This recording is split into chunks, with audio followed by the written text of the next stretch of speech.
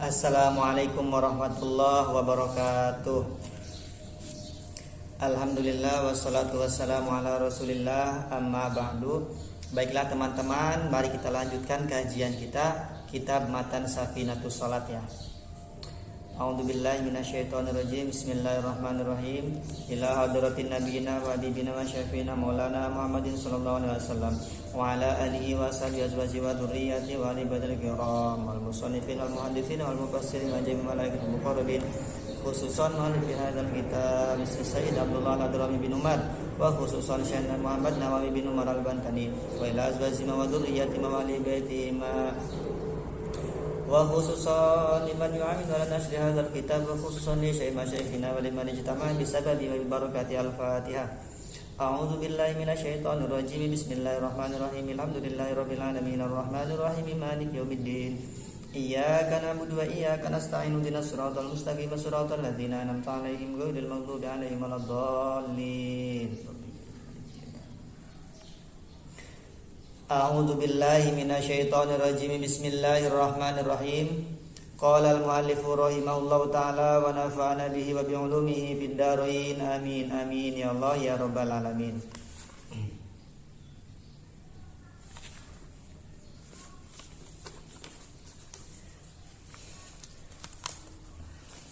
Bismillahirrahmanirrahim.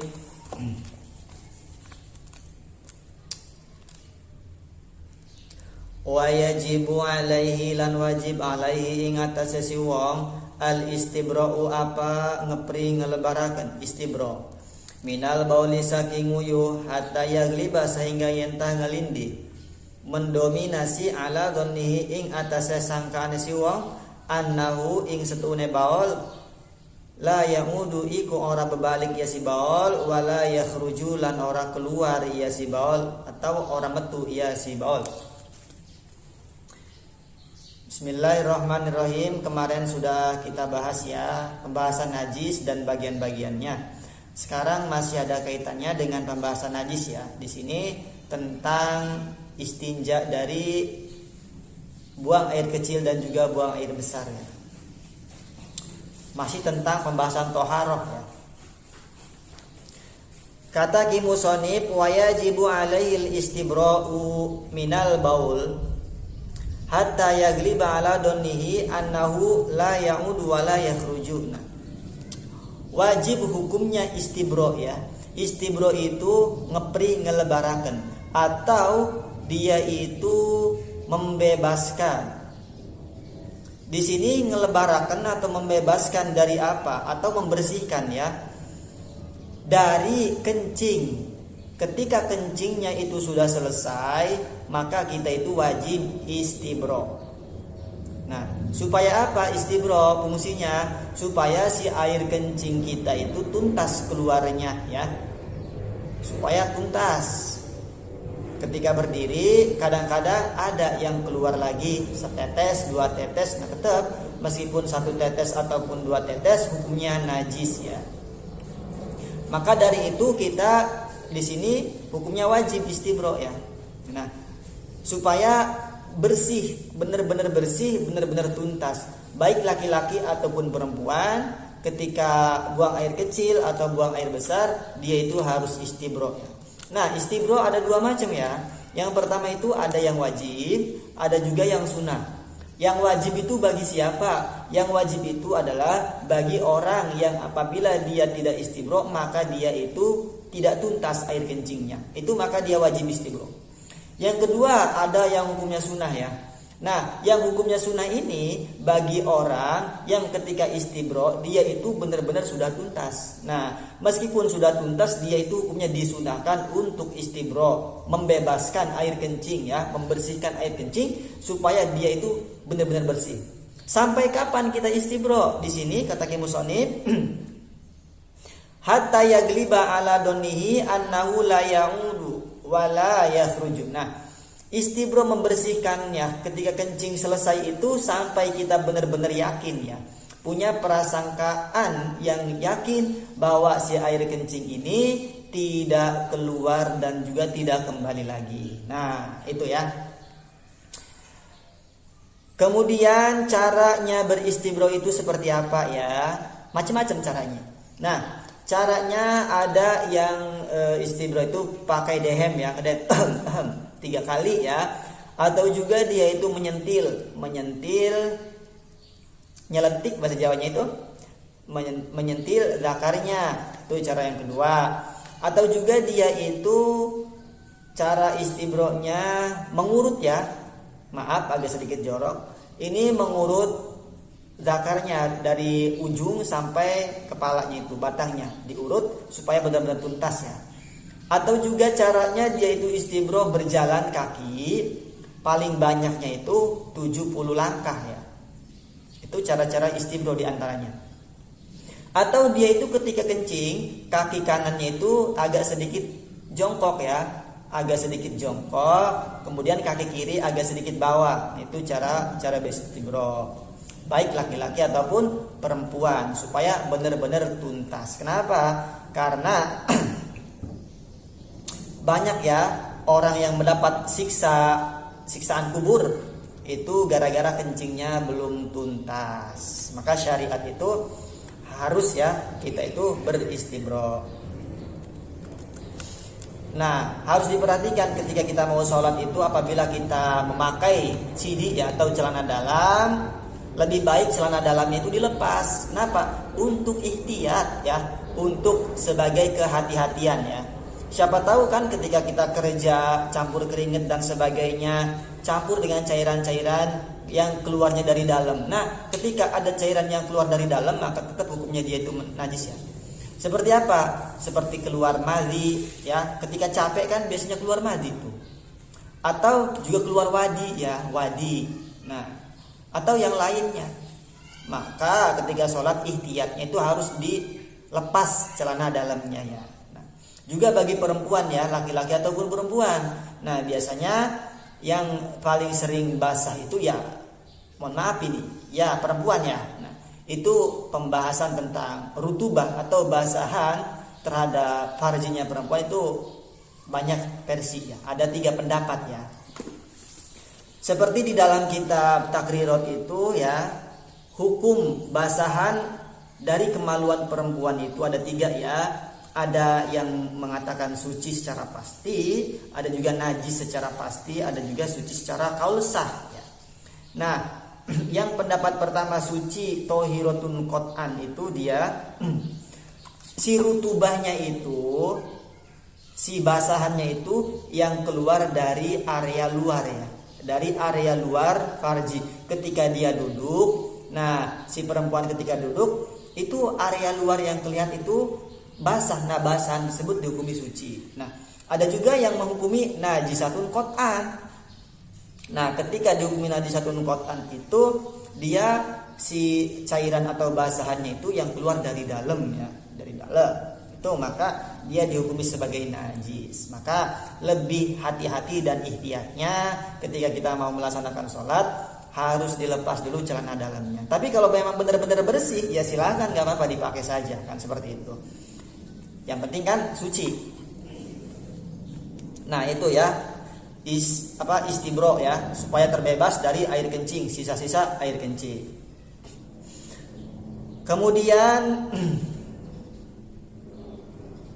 summa yastanji kari-kari istinja si wong wa yurhi lan ngedenaken si wong duburahu ing dubure si wong hatta yagsila sehingga yen tangumbah ya si wong ma fi tabaqatihi ing barang kang tetep ing dalam lapisan dubure si wong minan najasati saking najis.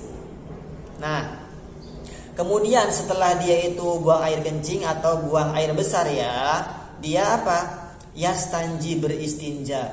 Artinya beristinja itu ya cebok ya. Nah, cebok itu boleh dengan 2 cara ya. Yang pertama cebok boleh dengan batu, yang kedua boleh cebok dengan air. Meskipun tidak dalam musim kemarau, banyak air tapi dia milih cebok dengan batu ya, dipersilahkan, syariat membolehkan. Yang penting dia mencukupi persyaratan-persyaratannya ya. Di antaranya persyaratannya kalau mau cebok dengan batu si batunya itu harus ada 3 ya, 3 batu atau satu batu tapi ujungnya 3, misalnya segitiga ya, segitiga, nah ujungnya 3. Kemudian si batunya ini tidak dimuliakan ya. Kemudian dia juga batunya itu bisa apa? Bisa menghilangkan najis tersebut. Batunya kasar ya, bisa ngebedol, bisa menghilangkan najis, membawa najis tersebut. Nah, tapi kalau misalnya ceboknya batunya itu nggak bisa menghilangkan ya, seperti batu akik, batu yang halus itu nggak bisa ngebawa najis. Nah itu nggak diperbolehkan, maka harus cebok dengan air. Syarat-syarat yang lain masih ada banyak ya, itu diantaranya. Nah boleh juga cebok dengan air ya. Nah yang lebih utama itu cebok yang pertama dengan batu ya. Nah setelah dengan batu gini kan. Nah setelah dengan batu maka dengan air dibilas, itu yang lebih utama. Tapi kalau pengen ringkes ya, fal ma'u abdalu. Nah kata di Fathul Qorib juga, kalau pengen ringkes itu ya air yang paling utama. Silahkan bebas ya, pilih mana. Nah ketika cebok dengan batu, sisa-sisa dari si najisnya itu dimaafu ya, dimaaf. Tapi alhamdulillah di Indonesia enggak kekurangan air ya, alhamdulillah.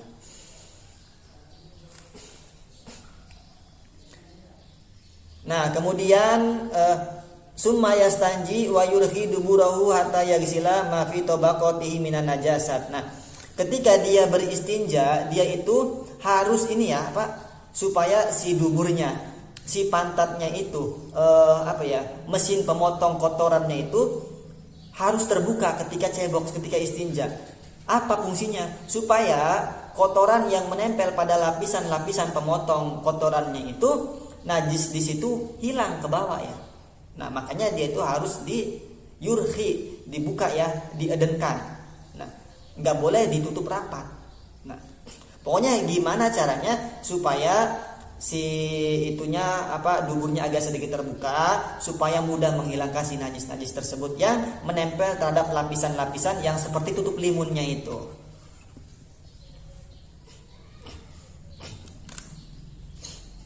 Kemudian wayad lukahu hatta yagliba ala donnihi zawalu min najasah walau niawariha. Wayad luka lan ngosok-ngosok ya si wong hu ing dubur hatta yagliba sehingga yenta ngelindih ngedominasi ala donihi ing atase sangkane si wong zawalu min najasah apa hilange rasa najis walau nihalan warna najis warihiha lan aromane najis. Nah ketika sudah demikian ya, sudah terbuka si duburnya itu lapisan pemotong kotoran, dia cebok sambil digosok-gosok tangannya ke dubur tersebut, lapisan-lapisan tersebut ya, sambil digosok-gosok sampai dia itu punya prasangka, punya keyakinan apa? Zawalu min najasah walau niha wariha, sampai dia mempunyai keyakinan ya bahwa si najis yang ada pada dubur tersebut, ada pada lapisan-lapisan yang menempel tersebut itu sudah benar-benar hilang ya. Baik hilang itu yang pertama, hilang rasa najisnya, rasanya, kemudian hilang warnanya dan juga hilang aromanya. Nah itu cara istinja ya, bersuci cebok ya, caranya seperti itu. Nah setelah cebok itu dianjurkan tangan kiri kan, tangan kiri ada juga doanya kan, Allahumma hasin farji minal fawaisi wa tahhir qalbi minan nifaqi, pakai tangan kiri. Kemudian setelah cebok tangan kirinya ini di tanah ya, tangannya ke tanah, digosok-gosok ke tanah ya. Atau sekarang enak kan, ada sabun, sekarang pakai sabun silahkan.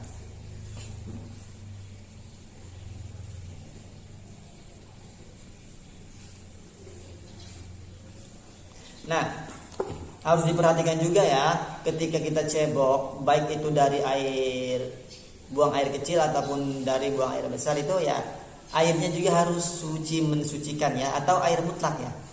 Air mutlak itu air yang gak ada embel-embelnya ya, dia suci, mensucikan ya. Maka ketika kita cebok pakai air teh, cebok pakai air kopi, pakai air susu. Nah, itu nggak boleh ya. Kenapa? Dia itu nggak bisa mensucikan. Kenapa? Karena bukan air mutlak. Dia hukumnya airnya suci, tapi tidak bisa mensucikannya. Sehingga tidak boleh ya kita mandi besar pakai air susu, pakai air teh, air kopi. Wudu pakai air susu nggak boleh. Wudu pakai air teh, pakai air kopi nggak boleh. Meskipun airnya itu suci, tapi dia tidak bisa mensucikan. Yang bisa mensucikan itu adalah air mutlak ya, air mutlak. Juga airnya itu nggak boleh air mustakmal ya. Nggak boleh airnya itu air yang terkena najis, air yang najis. Nah, itu.